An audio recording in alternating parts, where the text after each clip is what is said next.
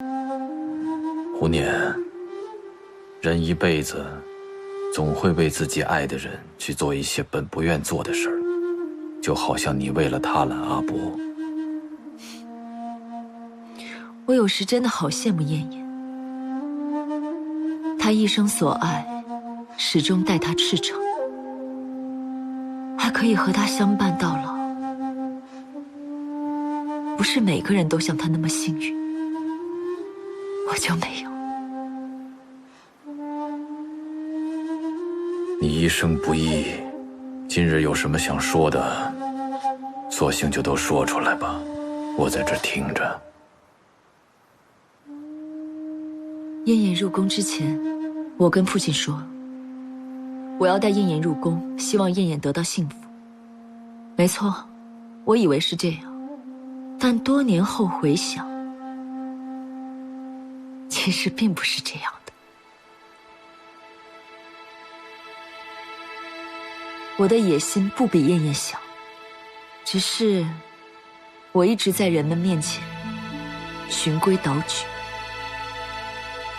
以至于我以为她不曾存在。我的母亲是长公主，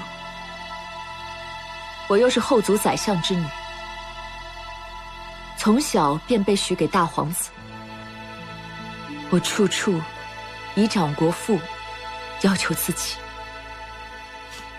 谁曾想到最后会是这样的局面，这样的变化。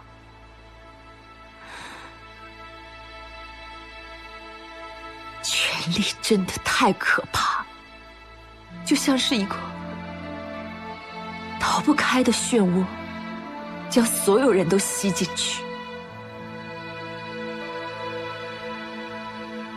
胡年，你说当日如果赶到黑山的是眼萨格，今天这一切会不会都不同？至少，如果由我来掌权，我是不会让乌古里这样死掉的。如果由我摄政的话，或许比萧燕燕更好。我只知道，当日倘若眼萨格掌权，他便不会推行汉制改革，大辽之民政、军制便会与今日截然不同，甚至连澶渊之盟都不会有。就我而言，我不愿看到那样的大辽。是啊，如果是他的话，你韩德让必定不会辅政。那还真不知道大辽会变成什么局面。所以世间之事变幻无常，就好像我和你认识比燕燕早，年龄也更加相仿，但你爱上的却是燕燕。我们都藏得太深，太被动了，只会为了所谓的大局瞻前顾后。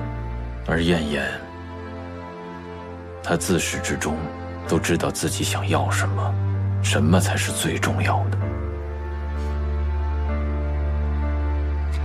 父亲经常说我感情用事，当时我还不懂，我从来都顾全大局，燕燕她却任性妄为。父亲眼中正相反，他果然目光如炬。我一生顾全大局，只有一次放纵自己，就万劫不复。燕燕一生任性，却有任性一生的权利。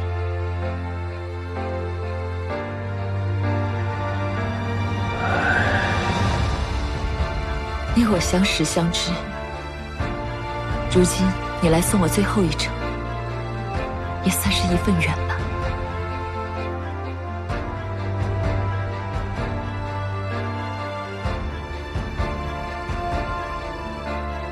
胡年，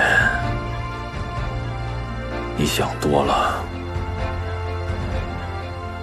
燕燕只是想让我来转告你，此生与你为姐妹，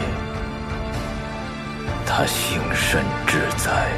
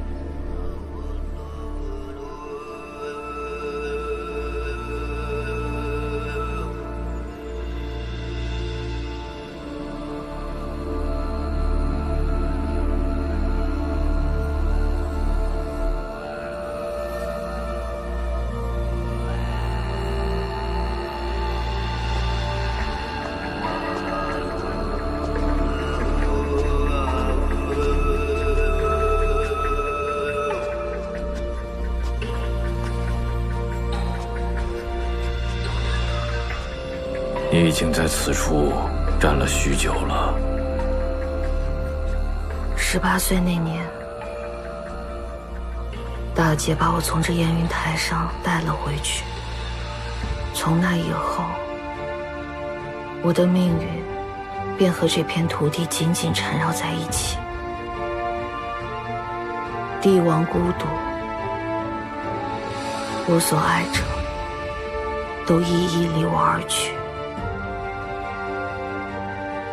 现在我身边也就只剩德让你一个人了。想当年，你我南下看到的都是民生凋敝，而如今能有这一片安乐景象，你我此生也算是无愧于大辽了。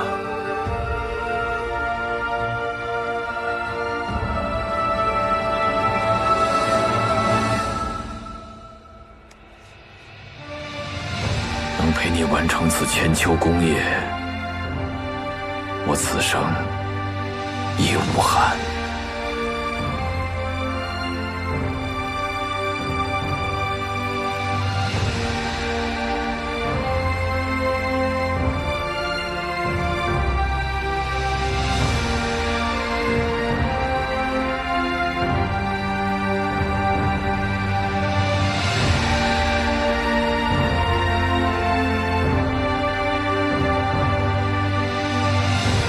统和27年12月，萧燕也那波途中因病去世，其子隆绪为其上尊号，瑞德神略，应运启化，承天皇太后。萧燕也去世15个月后，韩德让病逝，陪葬于乾陵萧燕也墓旁。